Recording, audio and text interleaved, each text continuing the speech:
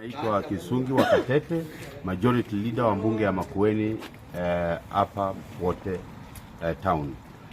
Kitu ya kwanza tunataka kusema, tumesikia sauti ya mwananchi kutoka Makueni kuhusu mambo ya maembe, na tunasikitika sana ya kwamba kuna ile kwa Kiingereza inaitwa post harvest losses kwa wakulima wetu.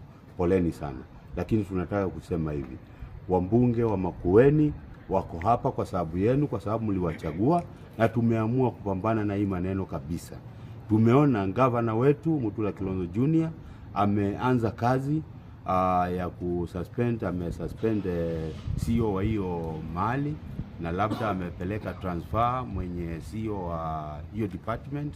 Lakini tunataka kusema bado sisi kama mbunge leo tumejadiliana hiyo maneno, na tumejadiliana kwa kina, na niko hapa na chairman wa agriculture Honorable Francis Munyao, na tumejadiliana kwa kina mpaka saa hii naona ni kama saa 2 hivi, lakini tumejadiliana kwa kina tukitafuta suluhu kwa sababu ya maembe. Na tumesema hivi, zile zote tumeongea tukasema tutafikia waziri walete mambo zaidi ile inaweza saidia wakulima wetu. Chairman ako na proposals zake nyingi sana za kusaidia wananchi wetu wakulima wa maembe.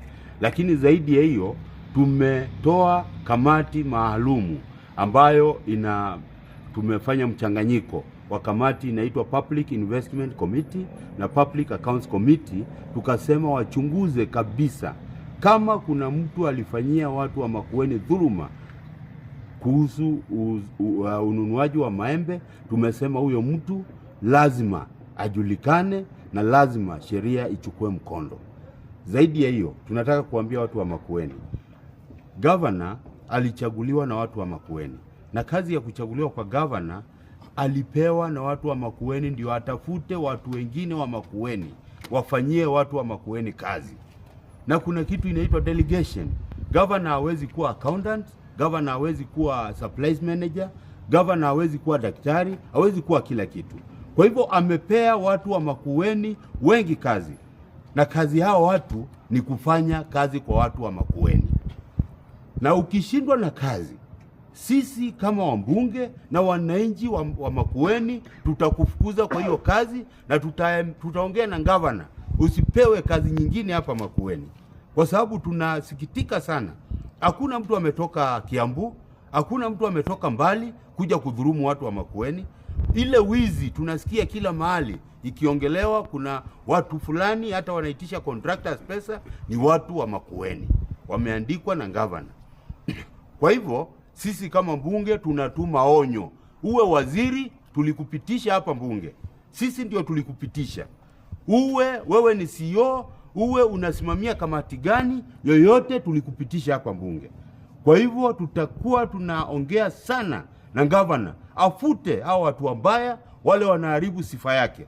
Na sisi hatutaki governor wetu alaumiwe kwa mambo yenye hajafanya. Hawezi kuwa Kalamba akinunua maembe, governor hawezi kuwa hospitali akitibu wagonjwa.